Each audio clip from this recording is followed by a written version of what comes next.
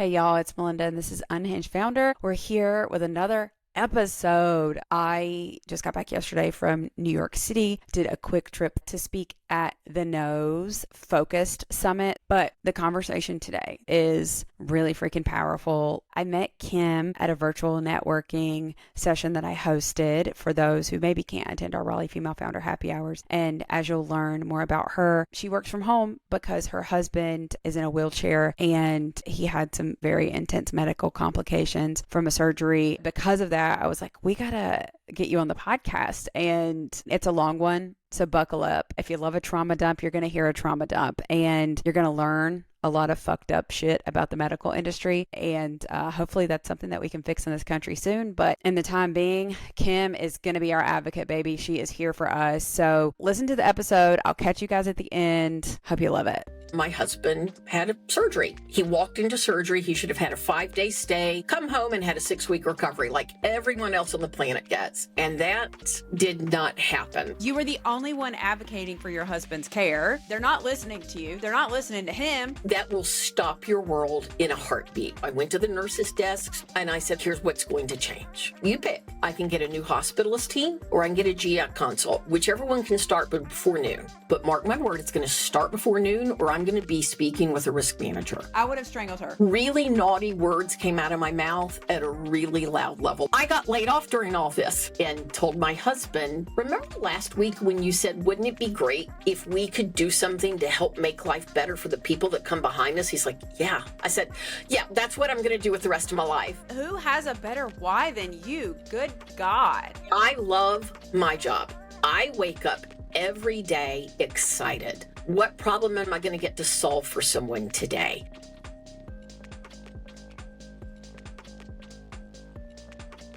All right, we have Kim here today. Kim, thanks for being on. Why don't you go ahead and introduce yourself to all the listeners? My name is Kim Feth. I am the founder and CEO of Healthcare Survival Kit. I am a private healthcare advocate here in North Carolina. I am gifted to have an amazing business associate who also has a really strong medical billing background. So, tell me exactly what you do because I don't really understand. I mean, as just a patient, I know that our healthcare system in this country is very screwed up and there's a lot to navigate. So I know you kind of help people navigate that. So just tell us if someone is just completely coming in blind, what exactly you do. Basically what we do is we start by listening because that's really where you figure out what they need. We have said we're not going to do cookie cutter advocacy. So it does start with the listening and we listen to where they are and what their problem is. And then we figure out if we can help them. So we have two main avenues that we help people through. One is medical billing. I think the estimate is 80% of all medical bills have an error in them. And I used to do medical billing and I'll admit it. I'm human. I make mistakes all the time, but people don't know how to read their medical bills. So they assume they should pay the bill. They pay the bill because that's the mature, responsible thing to do, right? Pay your bills when they arrive. No, I tell people all the time, don't you dare pay that medical bill till you've reviewed it. So when someone's having trouble with a medical bill getting corrected or an issue with the insurance, we roll up our sleeves and get to work. We find out where's the problem, how did the problem originate, how do we fix the problem? Is it with the medical billing? Is it with the way it was documented? Is it the way the insurance has decided to handle it? And then we take it from there. So we might be working with a provider to get medical records corrected or amended, and we might be working with the insurance company to re-review something once we get corrected information sent out. Any number of avenues. And then the other mainstream is more towards my end, which is the social work end of life. So I do assisted living facility placement, skilled nursing facility placement. If someone's had a bizarre thing happen, a medical crisis occur in their lives, and all of a sudden their function has changed significantly and they don't know, they're in the hospital and they don't know what's supposed to happen next. They don't know their next best step. We come in, we assess what's going on. We look at their insurance and their resources and their barriers to those opportunities, and we help them map out the best possible plan for that person. So we don't work for the hospital. We don't work for the insurance company. We work for that person. And oftentimes the family will connect with me, and what they need is their family member that's in my area here in North Carolina, even though I serve the whole state, but specifically boots on the ground in the eastern third of the state. And I will come in and I will hook that person up with the community resources that they need. I can coordinate all your specialist appointments. I can do a lot of listening and figure out what type of specialist you need so that person can help manage your medical care, plug in a lot of resources, and just make life easier and really lighten people's burden and load. I think what you're doing is the Lord's work because, I mean, like I said, the medical industry is so screwed up in this country. And we all know somebody that has gone to the emergency room, nothing is wrong, and then they get billed a $5,000 bill, and on that, it's $200 for Tylenol or like Pepto or something. It's so ridiculous. All day long. So you can step in and be like, I got you, girl. We're going to fix this. We're going to fix it. Yeah. Literally before we connected, I was just looking at a medical bill for an abdominal CT. It was an abdominal CT bill with contrast. $16,000. That's a car. What they billed insurance. And I was like, she didn't have a baby. Like, you just kind of like didn't even come close to $16,000. But I know what website to go to where I can put in your zip code, the body part, and what you're having done.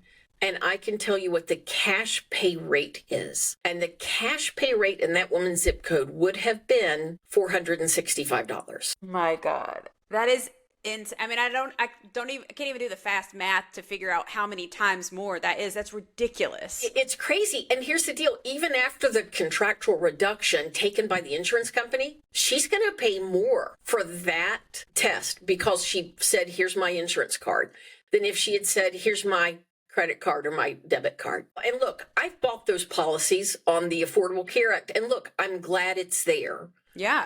Apparently someone else's definition of affordable is not my definition of affordable, because I'm like, I'm sorry, you want me to pay how much? And really what you're paying for the ability to carry around a card and ask to use your money later on. I do want you to tell, I know you have a very funny story that you told me the other day, and I would love for you to tell it now because as listeners know, I work in PR and marketing. You had like a little crisis PR moment happen that was the funniest shit I've ever heard in my life. So I would love for you to talk about that. And then we can kind of go into your founder story. But I just need to get this out of the way. I would be happy to spill my founder fail for you all over the airwaves. So when we started the company related to my husband's medical crisis and how to make other people's lives better, I wrote all of the copy for the website. I wrote all of that myself. It was very emotionally cathartic for me to do that. In that process, I talked about one of the things I do, kind of like helping someone map forward their rehab pathway. I talked about safe hospital discharge because what we learned is that the biggest part that people pay for is bad discharge planning. We say bad discharge planning is like a high interest credit card totally maxed out. You can overcome it, but dude, it's going to cost you time and money and it's going to be painful. So on the website, I talked over and over about safe hospital discharge. And then at the end, I realized safe hospital discharge was literally on, if not every other line, probably every line. And I thought, I can't do this. So I tried to edit, but I was a little too aggressive with the eliminating. I took out all the reference to hospital, which left me with safe discharge. And amazingly enough, I had this incredible traffic, but no one was converting. No one was buying. No one was reaching out. Nothing. It was like cricket. I was like, something's just really wrong. So my husband, who's my tech guy, said, well, let's just do a deep dive. So we do a Google Analytics deep dive, or as we like to call it at our house, the Google, because we're nerds. Yeah. And it turns out that when people Google search safe discharge, they are looking for information specific to vaginal, penile, rectal, or wound discharges, not hospital discharges. None of which you deal with. Nope. I don't deal with any of that. And I was so embarrassed. I thought, what in the world am I going to do? And I thought the only thing I can do is apologize, but not that anyone left me their email address. So I recorded an apology and I posted it on social media. And I literally just had this I had to explain what happened. And then I had to look at the camera directly and say, if you were one of those people, I am so sorry. I'll bet you were woefully disappointed when you came to my website. And you know what? I hope you get the help you need now. But in the future, if you do need help with a safe hospital discharge, come on back. I got you. So that story is literally why I was like, Kim has to come on the podcast, because that is the most unhinged founder story I've ever heard in my life. It's my favorite. So you are my favorite. I knew immediately. So, okay, I know a little of your backstory, but like tell the listeners, how you kind of stumbled into being a founder. So, believe it or not, I was actually born in the mountains of North Carolina, got my social work degree from UNC Greensboro, and I spent 13 years in direct practice social work and loved every minute of it. I was either in medical social work or in child protective services. And typically when I was in child protective services, they gave me a lot of the medical leaning cases because I had that understanding and the ability to talk across both lanes. And loved it until I was pregnant. From that point on, I did whatever job was necessary to work around my family. So I learned, because I had taken Latin and I had worked in the medical setting, I learned medical transcription. And a friend and I started a medical transcription company. And then I realized my kid needed more than what I could give him while I was running a more than full-time company. Sold that to my partner, successfully exited that. And then literally have one of those non-linear, absolutely meandering lives, right? And I ended up cutting my ops teeth at Wake County Public Schools, which coincidentally is either the 11th or the 12th largest school system in the United States. Yeah. So I was the one-person medical billing department. I always gave myself a raving annual review every year. And that was for an amazing orthopedic surgeon with a subspecialty in foot and ankle, Dr. Sarah DeWitt. That's where I really learned the breadth of insurances, the depth of insurances, the true medical need, how to work around that, how to make it so that the patient gets their care they need, but we're still bringing in some revenue because we don't show up because we love it. We show up because we love it, but we still need to pay our bills too. So really saw her walk that fine line. And I've just always said, I'm going to model that when I get that chance. She always took the time to listen. And while I was working for them, my husband had a surgery. He walked into surgery. He should have had a 5-day stay, come home and had a 6-week recovery like everyone else on the planet gets. And that did not happen. The 5-hour surgery turned into a 9.5-hour surgery. And when he woke up, we literally thought he was just intoxicated on anesthesia because he was like, I can't move my arms and my legs. And I'm like, it's okay, honey. Just You're like, sleep it off. Yeah, right. Wake up tomorrow morning and he wakes up and he still can't move arms or legs. Oh, that's terrifying. And that will stop your world in a heartbeat. Everything just stopped spinning for us in that moment. And the weird thing is, no one ever came in and said, wow, I bet that's really anxiety producing. Did you want to talk to someone about it? Because chances are we probably should have been talking to a professional counselor at that point to deal with that sudden life change. And yet that never happened. But even though his arms and legs didn't work, every single day, you can't make this up, PT and OT, physical therapy and occupational therapy, showed up and they said, okay, today's the day you're going to get up and walk. And he would say, well, I can't feel my arms or legs, so I don't think that's going to happen. And it was And that makes it worse almost, because you're like, no. Stop doing this. Stop giving us false hope. Right. But at the same time, it's can someone get to my root cause analysis? And finally, a different staff member from the surgical practice came by, and she was the first one to really take the time, sit down on the bed, and explain it to us. But now tell me why I had to wait 10 or 12 days for that, right? This should not have happened. Meanwhile, you're spiraling out. You're thinking, okay, what does our life look like if he never walks again? Right. What's going to happen here? And essentially the 9-hour surgery, he was on his stomach, and then they had his arms up above his head, almost Superman style, and basically strapped down, because that's how it's done. Yeah. So the working theory is that those nerves that make those arms work had just gotten pinched off, and we just had to give it some time. And then the other theory for the legs, totally different working theory for the legs, was that when they debrided what's called the foraminal canal, so basically it's like a cabling canal for your central nervous system, it had been so pinched off before the surgery, and we knew how severely pinched off it was from the bony overgrowth, that when they debride that area, when they decompress that nerve, your central nervous system, it just kind of doesn't know what to do because it's just so sudden. And so it kind of does an alt-control-delete. And it just shuts down. And she's like, most people come back on in 3 days. A next wave comes on in 3 weeks. And then there are outliers. So it turns out my husband is one of the outliers. It took about 2.5 to 3.5 weeks for the arms to start to regain function to the point that he could feed himself. Like I was literally in the hospital, putting the straw in his mouth, spoon feeding him, literally spoon feeding him. And then, just more medical brokenness. So when you have a hospital stay, let me back up. If you have surgery, you have the surgeon and the surgical crew. They follow you just for surgery. For anything else, there's what they call a hospitalist, right? We had a team of 2 hospitalists, and they wouldn't even walk all the way into the room. And they would just walk kind of in and be like, how do you feel? And he'd say, well, where they cut open my spine and used power tools around my spinal cord, pain's a 2 out of 10. The pain in my abdomen is a 10 out of 10 pain. And they would be like, have you tried eating less? And I'm like, okay, well, that was neither helpful. And they're already not feeding you a ton anyway. No.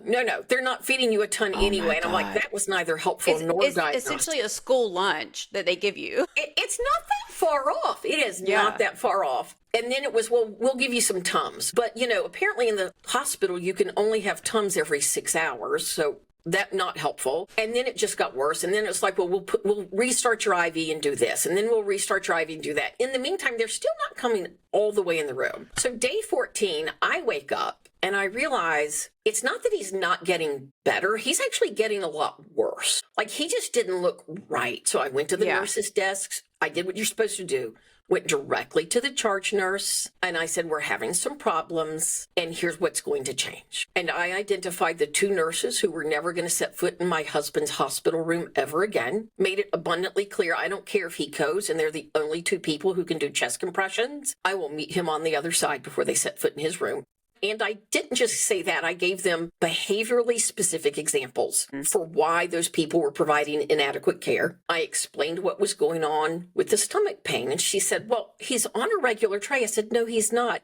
They send it. He doesn't eat it. They pick it up untouched. I said, yesterday he had 2 sips of a Gatorade, 1 bite of a banana, and 1 tablespoon of applesauce. And he's at a 10 out of 10 pain. I said, so you pick. I can get a new hospitalist team or I can get a GI consult, whichever one can start before noon. But mark my word, it's going to start before noon or I'm going to be speaking with a risk manager. Part 3, I'm sorry. The PT and OT, they are lovely people. We're on day 14 and they have yet to come with all of the equipment at the same time. It just can't be that hard. Like when I go to work, I make sure I've got my shoes on, my pants, and my shirt. Literally, them showing up in our room unprepared is kind of like going to work without your pants on. I'm like, yeah, this is not hard.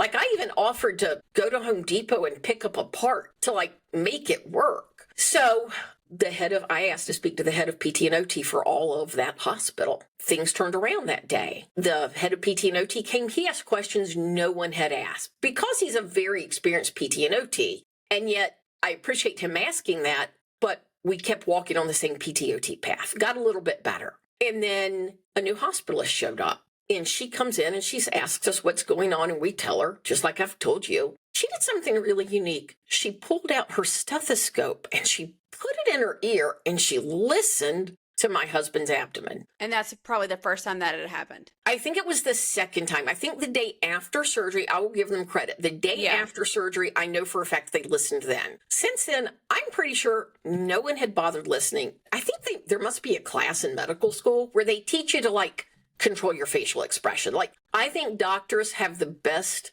skill set at what I call using their indoor facial expressions. Oh, yeah. I don't have indoor facial expressions, but they do. But this poor woman, she goes from one quadrant to the next. You've got 4 quadrants in your abdomen. And each time she goes from one quadrant to the next, her eyes get bigger and bigger And she took out the stethoscope, and she put it in her pocket, and she sat down on the bed, and she held my husband's hand, and I thought, oh, good Lord, this is bad. And she said, you have what we call total abdominal silence. So normally what you hear are the muscles associated with food and waste moving through your intestines, right? And what they hear are those muscle sounds contracting and releasing. She said, there's nothing going on. And I said, so where is everything? She's like, it's in there. I was like, oh, good Lord, we're on day 14. No wonder he's in so much pain. And she invited me to leave the room. And essentially, I don't mean to be gross, but there's a tube. Normally when people have a tube going in to deliver nutrition, it's the tiniest tube you ever, sometimes you can't even hardly see it, right? Mm-hmm. This one is so wide, they call it the sump pump. That's going to let you know what the tube does. Yeah. They tapped his stomach and they got out almost 3 liters of waste. Yeah, she called it feculent. And then he had to have that tube in for 5 more days while everything else drained out. So essentially, his body had just his stomach was paralyzed, for lack of a better term, and everything was just sitting in there and being toxic. From stem to stern, yeah. When you think about it, he was full of shit. Literally. We joke about that. We do actually joke about that. He was literally full of shit. It wasn't funny at the time, but yes. Now, yeah. Now it is funny. And I told her, she pulled me out into the hallway before this, and she said, if this doesn't work, we'll have to take him back into the OR. And I said, I understand, but I need you to understand he is in such shock after these first round of complications. If you take him back into the OR, I know that's what we might have to do, but he might not live. Yeah. And she said, I hear you. She's like, so if you're a praying person, and I am, she said, I need you to pray that this works. So yes, everybody in our contact list got to pray the tube works and the stuff comes up through the tube, which it did, thank goodness. And then that came with its own set of complications, which then had them assessing at the beginning, right before every nursing shift would start. The charge nurse would come down, talk to his current bedside nurse, and they would look at the labs, and they would peek in the room and see him, and they would decide, did he need to go to an intensive care setting for the next 12-hour nursing shift, or could he stay here? Because the complications from the complication can be life-threatening. Oh, yeah. So all of that to say, that all happened in one hospital over the course of 28 days. But again, I think I said it, bad discharge planning is like a maxed out high-interest credit card, right? The discharge planner came in, and I said, oh, I used to do your job. She's like, oh, that's great. She never acknowledged my husband. She didn't introduce herself to him, just to me. Apparently, for some people, if your legs don't work, your brain doesn't work, but it really does work. And she just looked at me straight in the eyes and said, I think you should just place him in a nursing home. I would have strangled her. I became that parent I became that spouse that concerns hospital staff, because really naughty words came out of my mouth at a really loud level. People were peeking in the door. You'd been there for a month at that point. Absolutely. It was not okay. You were the only one advocating for your husband's care. Yep. They're not listening to you. They're not listening to him. He's the person they need to be listening to. She didn't even say I would have strangled her.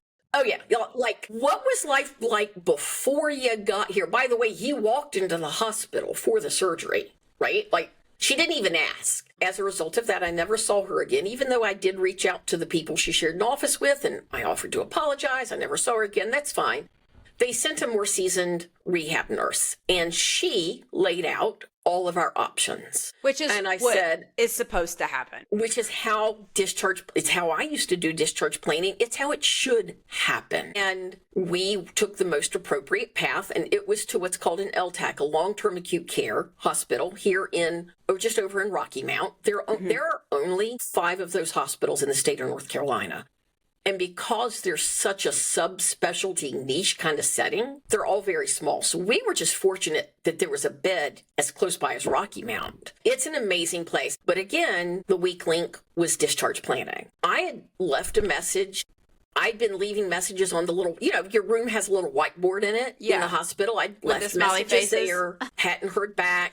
Finally, I call and I leave a message.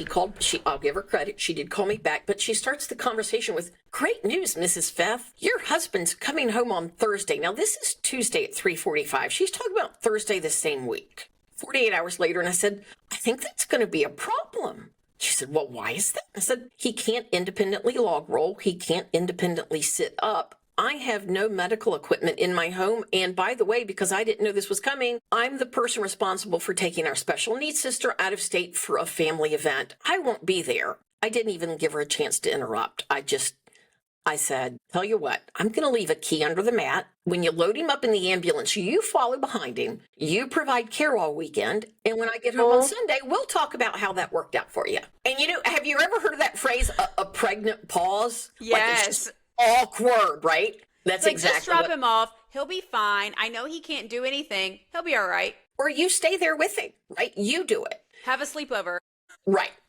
And I said to her in that same conversation, "This is not okay. You have obviously never met him. You've obviously not bothered reading the chart. Here's what I need you to do. Go do those things." And then I said, "But here's what you're not allowed to do. Because of his anxiety level, and even mine, Yeah. you are not allowed to print out a list of nursing homes and take it and drop it off on his tray at his bed. Is that what they do to people? That's her definition of discharge planning. And sure enough, despite the fact that I said not to, that's exactly what she did. She highlighted the ones that take his insurance. Is there no bedside manner? Like, what?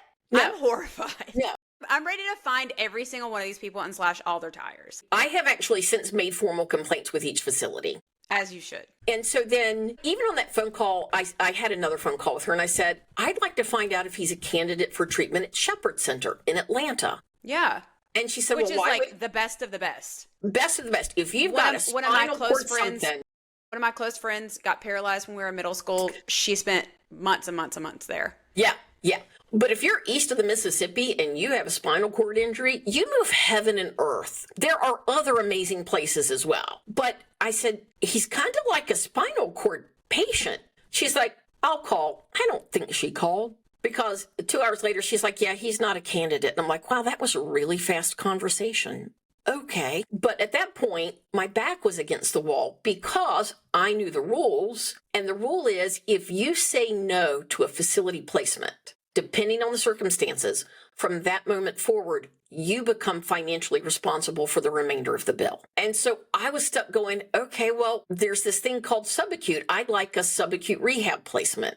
Yeah. She was like, fine. So we got one, but because our back was against the wall, I didn't get to tour anything. I didn't get to do a deep dive on the Google Analytics or the Medicare rating or anything else. And we ended up at am I allowed to use a naughty word on here? Yes. Okay. I love to cuss. Yes, we call it the Subacute Rehab from Hell. He was there for 60 days, which ironically enough is also precisely how many days his insurance would pay for. When we asked questions of the lady the nurse who came by to tell us about the facility while he was still at the LTAC, everything she told us that they had for him was a lie. And then everything about my husband that she told the facility was a lie. But when I look back at it, it was the end of the month and placing him helped her meet a quota. Oh my God. But when you're the anxious, overwhelmed spouse and not sleeping, she has the initials RN behind her name, which means she should know better than to lie in medical documentation. And the admission record is part of that record. So I've been really busy building this company, but honey, I'm coming for your nursing license. Yeah, you are. Yeah, you're going to file a complaint. Yeah, there's going to be an official complaint filed with the North Carolina Medical Board. I just haven't had time to get around to it yet, but I will. Nevertheless, anyway, so we're there. And day 3, I had a conversation with someone at the insurance company, tears streaming down my face because it's so bad. He's 6'3". I said, you need to make sure you've got a bed for someone who's 6'3". We've got it. We're good. We get there. The bed is so short, he's so tall, that the guy who just had spinal cord surgery has his head laying off the back of the mattress. I'm like, nope. When we arrived, there was a used adult brief on the table next to the bed. I'd like to say neither my husband nor I wear adult briefs, and it was dirty. And it went downhill from there. It went downhill from there. The thing about Fayetteville, I grew up 20 minutes outside of Fayetteville. For a town that is home to the biggest military installation in the country, the medical care you get there is the absolute worst. It is so bad. It is the bottom of the barrel. It got so bad at one point, I'm going to spare you with the details of what went horribly wrong there, but I ended up boarding our dog again for 3 straight weeks, buying an air mattress, and working remotely from his bedside 24/7. Like, just to make sure everything got handled. Yep. You shouldn't have to do that. No, I should not have to do that. And it was just so sad because, like, at the LTAC in Rocky Mount, every time someone came in and touched him, they'd be like, okay, I'm just going to be checking your skin for skin integrity. And like one time I was working at his bedside at the LTAC, I heard that 5 times in one day I was there. Finally, I was like, dude, someone just checked it 45 minutes ago. But every single time they interact with him, they're checking his skin integrity. What happened was here, no one was checking skin integrity. And now I'm sleeping on the bed on an air mattress in a hospital room. It was awful. Got home. And I had to set up all my own equipment because I didn't trust the social work discharge planner there, who I had to teach the difference between width and length of a bed. I'm just saying. Okay, so if you put your 3 fingers together and spread them apart, when things go apart, that's width. And if you hold up your hand and you see the L, that's length. And I literally saw her light bulb go on. I was like, good Lord. Jesus Christ. So, I mean, width is literally wide. Right. Like, the definition is in the word, right? Like, I shouldn't have to do this, but I did, right? So I've set up all my own equipment. So they had to discharge him. They're like, we don't have what he needs. He needs some specialty equipment. And we think what he also needs is neuro PT and neuro OT. So it's October. This started June. This is October. He was the first person to say, I don't have what he needs. I don't know who to go to, but this is what you need to ask for. And don't settle for anything less. And I can't keep you here because you've only got a limited amount of PT visits, outpatient PT visits per year. And we could spend every one of those and still not help him meet his goal. He was the first one to really have my husband's genuine interest and long-term goals at heart. Besides you. Besides me. Even though he had to discharge us, I still feel like that man was just a godsend. He was the first person to say, you know, he's kind of not acting like an orthopedic person. There's this thing called neuro PT. Like, why did the head of PT and OT for a level 1 trauma center not say that to us? Yeah, I was going to say, if there's all this nerve damage and stuff, why didn't they say that at the beginning? Because to me, it's all connected. Yeah, it makes sense to check that as well. No, they're so busy moving from one patient to the next that when something if you're a standard patient and you're having a standard postoperative course, you're going to be okay, most likely. But when things go sideways, there was no one person tasked to pull back to 30,000-foot view and go, what just happened? And while we can't fix what happened, let's plot the most appropriate path forward. No one did that, which is part of why I do that now for people.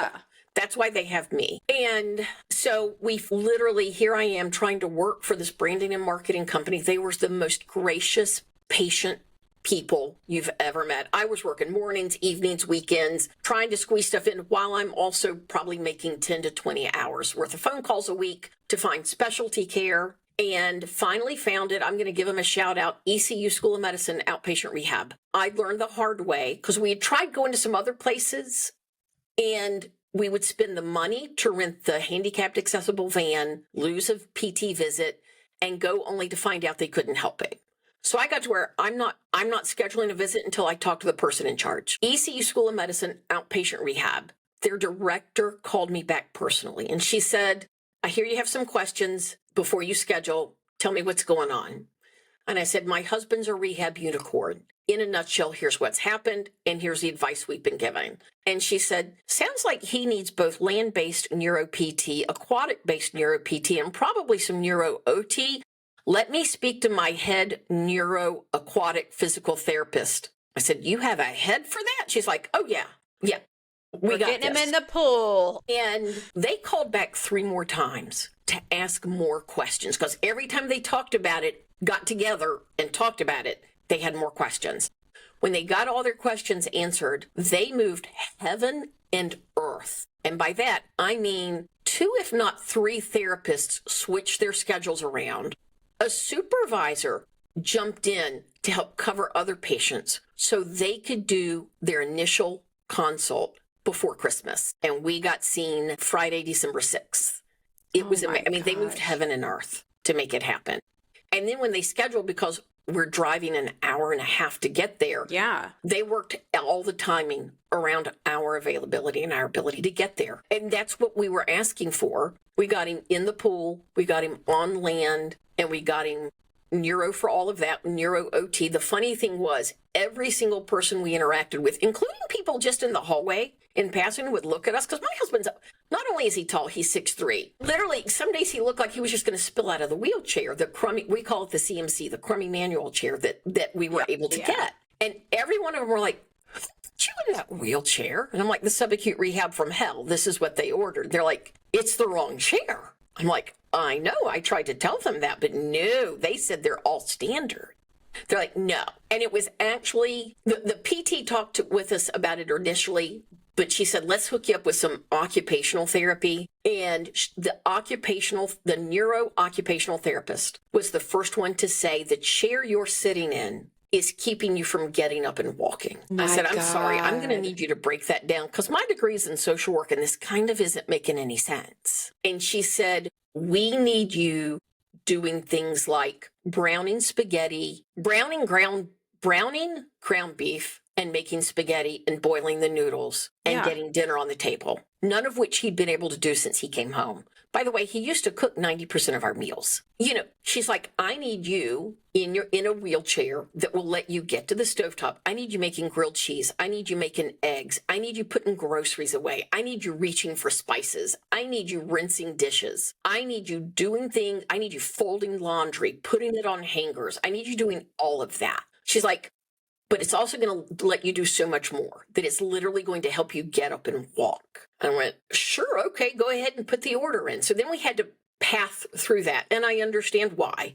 When we get to the seating and mobility clinic, which are the really smart people who know everything about getting you the chair that's right for you. I thought that we were going to spend most of the hour getting measurements. The measurements took 2 to 3 minutes. The rest of it was figuring out which words to use so the insurance would pay for it. And I was like, "You take your time. We've got all day." So they were almost kind of like leading you into it, so you would say, "Yes, he needs this," so then insurance would actually cover it. Insurance would cover it. Yep. I've had that at doctors' offices before. Thank God for those doctors. Thank goodness for those doctors. Exactly. I thought we were going to have a fight on our hands, because I had a fight on my hand for a piece of durable medical equipment.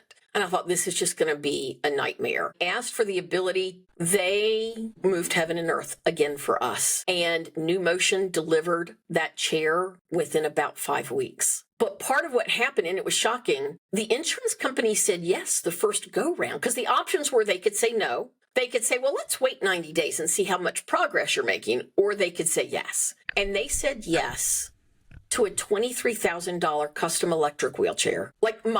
I started crying when they called to tell me the chair had been approved. Again, that's a car. It is. I can't even start to tell you how many cars we've driven that cost way less than that. But they delivered that chair, and he started getting stronger that day. His strength, his range of motion, his independence, because his happiness. Access to things. And then you're going to see, I mean, it's everyday rehab. You do a little bit more, and it all pays off. Yeah, it does. It does. And then, of course, because insurance in the world, he ran out of outpatient visits. But they plugged us into the student-led clinic at ECU. So here's my free tip to anyone. Any university, almost any university, that has a doctorate of physical therapy program will offer a student-led clinic that's free. So typically you get between 2 to 3 students who are working on a doctorate degree, which means they've got 4 years undergraduate, they're getting this 3-year degree. And then you get between 1 to 3 professors at the same time. And because my husband is a unicorn, he gets all that. And we had several trips out there with them, and they were lovely. So we show up with our own Hoyer lift. Basically, a Hoyer lift is like a forklift, but for your human, and they kind of hang from it like it's a state fair ride. Yeah, they look fun. Yeah, you I've seen can't make them that before. stuff up. We're one of the few people that have that. That's a different story. I backed insurance into the corner and made them pay for it. Well, I'm coming to your house. I want to try it out. Absolutely. Give me a little ride on it. Yeah. But when we showed up at the free DPT clinic with that, the professor said, raise your hand if you've never used a Hoyer lift. Only one kid didn't raise his hand. No one else had used a Hoyer lift. She's like, okay, if you're not providing care, come over. And everybody got a chance to raise Jerry and lower Jerry. And raise that's Jerry so fun. Wait, that's fun for everybody. I love that. Okay, I'm kind of tired of it, but yeah, after he's like, okay, kids, calm down. Right. But they got to put him down on the bed. They got to pick him up. In the first 90 days he was home, we spent $9,000 out of pocket on things not covered by insurance. After that first 90 days, we are typically spending between $4,000 to $6,000, depending on how much outpatient therapy we're going to. Can I just tell you, we're flat broke. Yeah. Like, I get why people declare bankruptcy in these situations. I completely understand it. And so, like, we literally ran out of money to pay for the rental van to get him there. And in the meantime, I'm like, but we've also run out of visits at coincidentally the same time. And so now I'm working to get an organization called Rehab Without Walls. And they specialize also in neuro, spinal cord, and TBI, which is traumatic brain injury. And instead of home health, they think he would be perfect for what they call community access services. So they will take someone who shouldn't be homebound, but kind of is, and help them access their community. And we are hoping that our insurance, fingers crossed, will authorize that treatment. And that would then let us be able to get him in and out of our own car and go to therapy without having to rent the handicapped accessible van. So you guys are still in the thick of it. We are still very much in the thick of it. In the meantime, I'm the nurse, the nurse's aide, the PT, the OT. Yeah. Sometimes I say, well, what do you want to do for today's PT? And he says, what are you going to make me do? Yeah, exactly. So, like, is he able to help around the house some? How does that look? Here's the amazing thing. He's not where he wants to be, and I get that, and I want that for him. But he'd gone from cooking 90% of our meals to not being able to stand long enough to fry an egg. And if I asked him to today, he'd wheel out of his office into the kitchen and he'd cook lunch, start to finish. I did have to ask him one time, I've noticed your wheelchair will let you get food out of the refrigerator and plates out of the cabinet, but it doesn't let you put it back. Yeah. And without a moment's hesitation, he turned that chair around and, wheeling away from me, looked over his shoulder and said, that option cost extra and insurance didn't pay for it. Oh my God. So he's also got jokes. He's got jokes, guys. Yeah. We've got jokes. And we've had fails. We've had fails. Like, I was trying to get him into the van to go to Greenville. His boss pinged him on Slack, was like, hey, can you jump in the meeting? So he jumps in. And because of our routine was off, we didn't have our multi-layer safety check in place. So I'm driving what looks like it's an Amazon van. And I would prefer to be in a Honda Civic any day of the week. But I'm driving the Amazon van to Greenville. We're still in town near where we live. And I stop at the red light because that's what you do. And as the light turned green, look both ways, no one's coming. And as I very gently put my foot on the gas, I look up in the rearview mirror. I see my husband's, and all four extremities are shot out. And his chair is, thankfully, this was the manual chair, not the electric chair. It's tipping backwards. And he landed on the feet of the Hoyer lift. I am one of these, you've got airway, breathing, circulation. You're going to be fine. Stay calm, people. I was hyperventilating, sobbing uncontrollably, screaming. And I called him. I couldn't get him up. So I called 911, and the 911 operator was like, can you just, like, sit the wheelchair back up? I'm like, nope. He's too big. Yeah. The chair and him at this angle is too heavy. You'll be calling an ambulance for me because now my back will be out. Yeah. Like, I need help. And they're like, okay. Ambulance shows up. They open the back door of the van and they look at it and go, like, huh. Their exact words were, you didn't see that every day. And I'm like, literally, one of the EMTs had me over in the corner. She's rubbing my back. She's coaching me through breathing. And he's like, the only other EMT, he's like, yeah, we're going to need some extra help. So, woo. Now the fire truck pulls into the parking lot. Yeah, so now I've got the ambulance and the fire truck. I have 3 people from the fast food restaurant come over and offer to pray for me. And I'm like, I got to be in charge over here. But yes, please do pray for me because I need it. And then the fire guys, they show up, they do the same thing. They open up their doors. They go, don't see that every day. So meanwhile, your husband is just like laid back, like chilling. Yes. Like, can someone just please get me up? And I'm freaked out because I'm like, did I break his neck? Did I break the shoulders, I killed him. the collarbones? Did I damage the hardware? He doesn't have a goose egg. He's got an ostrich egg coming up on the back of his head. And they're like, yeah, dude, you need to listen to your wife. You need to go to the emergency department for this. But kudos to those firefighters. Yeah. Who said, like, if only everyone else before them had asked similar questions. Hey, boss, we need to sit you upright. Tell me what you can contribute to this. Yeah. Tell me what tools you've got. Tell me where your strength is. Tell me what doesn't work. And tell me how you think we should help you get back upright. And my husband was like, do this, do this, do this, do this, do this, do this. And the next thing we know, they're pushing the button on the Hoyer lift, lifting him upright. And I was like, literally in that moment, I was like, these firefighters are more in tune with how to listen and ask questions than 98% of the people we've interacted with. Exactly. And that also empowers the patient so much. If you're like, just like, let's have a conversation. Let's figure this out together. Yeah. It totally transformed how that could have gone. Yeah. And I mean, it was just amazing. It was amazing. Oh my God. So here we are. Yeah. Today. Like, Kim, I mean, who has a better why than you? Good God. Wait, hold on. I left out the best part. I got laid off during all this. Jesus. Yeah. So the funny thing was, so I took him, we had a company-wide meeting on a Wednesday or Thursday, and we were told everyone at this team is critical for us making the growth and the goals they've made. I was employee number 1. They exceeded their goal year 1. We almost doubled that goal year 2 for revenue. Amazing team. I am not taking credit for it because I am not a creative. I'm not a strategist. Yeah. And then Friday was his first appointment at ECU. So I was driving back from ECU and I'm like, how am I going to tell my boss I need to take off 2 days a week for the foreseeable future? Like, how's this going to work? The weekend was my birthday. They sent flowers, big giant bouquet of flowers, big balloon. It was so lovely. Monday morning, before our standard company-wide every Monday morning standing meeting, right?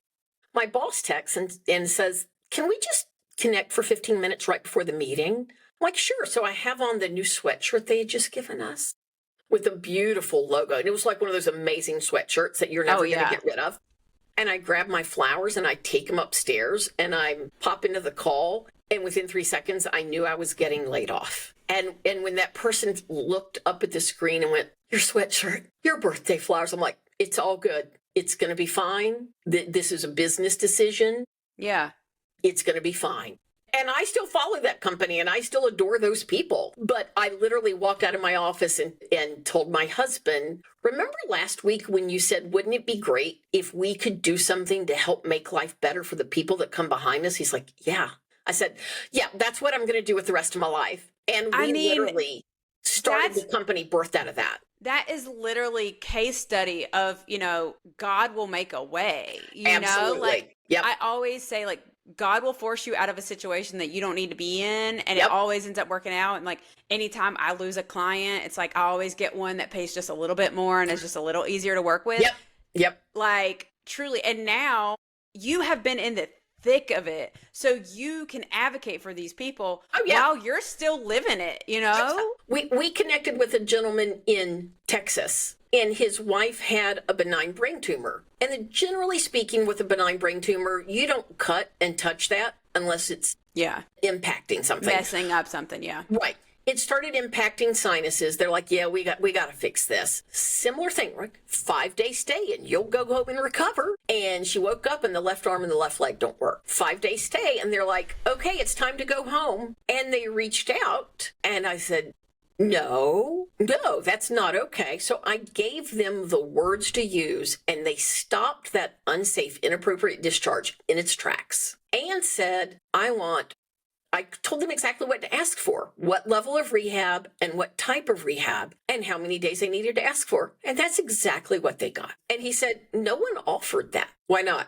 This is like discharge planning 101. Why are we not doing this? And, I need people like you speaking into my life, right? Like, Yeah. I met with a branding lady, a branding, let me rephrase that. I met with a woman who owns her own branding agency. Yeah. And she started talking to me about brand archetype and brand voice, which I had heard of tangentially working, but that's not what I do. And if you don't do it, you don't know what in the world you're doing. And nothing was really sticking. And she totally tickled me. And I didn't tell her about it until later. She said, I thought you were going to be one of these like nurturing caregiver people. You're not a nurturer. You can't. He's like, okay, thanks. But no, I am. But in this situation, you can't be. You have to kick down doors. Yeah. And I was like, okay. She said, I think you kind of kick ass. Yeah. She's like, I think you're more like a rebel, but I'm not going to tell you what you are. I want you to take the quiz. I want you to answer the questions. I want you to reflect on them. She's like, but I'm willing to bet there's some rebel in you. She's like, I kind of think like I get shit done. It might not need to be your tagline, but you need to be using that. Yeah. And ever since she helped me lean into, I'm punching up against a broken system, not against people, against a broken system. Yeah. And against it's health insurance. It's the systematic issues that have created these caregivers who maybe aren't doing the best at their job. Because also at the end of the day, like, yes, you had some really shitty experiences with some of these people, but it's a product of the system because they're overworked, they're underpaid, they're understaffed. Like they don't have the resources. They're doing the best they can, and they just kind of give up at some point, like anybody would do in their job. Absolutely. And it's just amazing to see that happen. And I'll admit, before this, I would have been a degree snob. I would have thought I wanted a nurse whose name was RN, BSN, meaning they have a 4-year degree. I would have thought I wanted that ahead of an LPN or a 2-year community college nurse. Let me tell you what, initials behind a name mean nothing. Yep. Because I've had a BSN. That was one of the people I said will never come in my husband's hospital room for as long as we are here again. I don't want to see him. And I never saw him on the floor ever again. But I had plenty of 2-year community college nurses and LPNs who were amazing, could problem solve anything and saw problems happening and saw them coming down the train tracks and stopped it before it became a problem. That's what you need. Right? Yeah, I mean, you just need those advocates, and you are one of those advocates. So, okay, we'll wrap it up. Tell everybody listening how they can find you, how they can support you, what you need, anything. Just tell us. Absolutely. So our website is healthcaresurvivalkit.com. And we got the name because you literally need a survival kit. Yeah. When you're interacting with healthcare. So it's healthcaresurvivalkit.com. If you go there in the upper right corner and a couple different places down the page, you will see a button that lets you get a free 30-minute consult. Here's my promise, and I've had this before we even did the incorporation papers. If I can solve your problem in 30 minutes or less, I'm going to. And I'm not going to charge you for that 30 minutes. Hard stop. That bill's been paid. It's all good. And I did that twice last week. I'm happy to do that. That's why we're here. Now, you need something beyond the 30 minutes. You need me to be there with you for a longer term project. Absolutely. We can talk about a subscription. We can talk about a one-time service. But one of the things I've already got up on the website, it's called the Medical Bill Survival Guide. 80% of all medical bills have errors in them, and people are paying them without knowing what they're looking at. I always say, would you pay for a meal at a restaurant you didn't go to? No. So don't pay that medical bill without knowing what you're looking at. It is everything an everyday person needs to know to look at their bill, translate the codes, understand what they're being billed, and know if it's correct. And if it's not correct, it's got worksheets at the back so they can walk through the steps, easy, simple steps to get it fixed before they pay the bill. I've given that to 2 people just last week, and I said, look, try this. And then if this doesn't work, if you still need help, then reach out. I'll be happy to talk about a service. We'll talk about what you got done, what's left. We'll negotiate a price from there if we need to. Literally, the guy emailed back and he said, the tools at the back, they're what I needed from day one. I'm like, I know, because I needed them for my husband. Let me just give you a big picture. For my husband, from start to finish, $1.9 million in claims filed, $1.2 million in claims paid. And I have laid my eyeballs on every medical bill and every EOB. Because not only do I not want to pay for a bill I don't owe, I also don't want my husband's insurance company to pay for a bill they don't owe. Because that's where things just get jumbled. I love my job. I wake up every day excited. What problem am I going to get to solve for someone today? What am I going to get to tackle? What am I going to try for the first time? I mean, I love my job. Every time I get to do something new or different or meet a new person, I just get all giddy and laughing inside like, this is the best job ever. What a freaking story. Kim is truly out here doing the Lord's work. We're going to have all of her information in the show notes, but please go support her. Go to her website. It's in the show notes. Go get her resources. Book a 30-minute call with her, especially as we're getting older. We're going to see a lot of these issues pop up, be it our own medical issues or our family, our partners, our kids' medical issues, medical billing. I mean, how many times have you gotten a bill from the doctor's office that insurance didn't cover and you're like, what the fuck is this? Like, people like Kim are there to help. Please utilize her. Please support her, because I mean, she's paying out of pocket to help her husband and he's going to walk. We're claiming it. We're claiming it. He is going to walk. Like, let's fucking go. Also, call your congresspeople, call your local representatives, advocate for yourself. Let's turn medical care around in this freaking country. And in the meantime, we got people like Kim on our side. So please go support her, like and subscribe. Thanks for listening. We'll talk to y'all later. Like and subscribe to my podcast. It's Unhinged. Dun, dun, dun.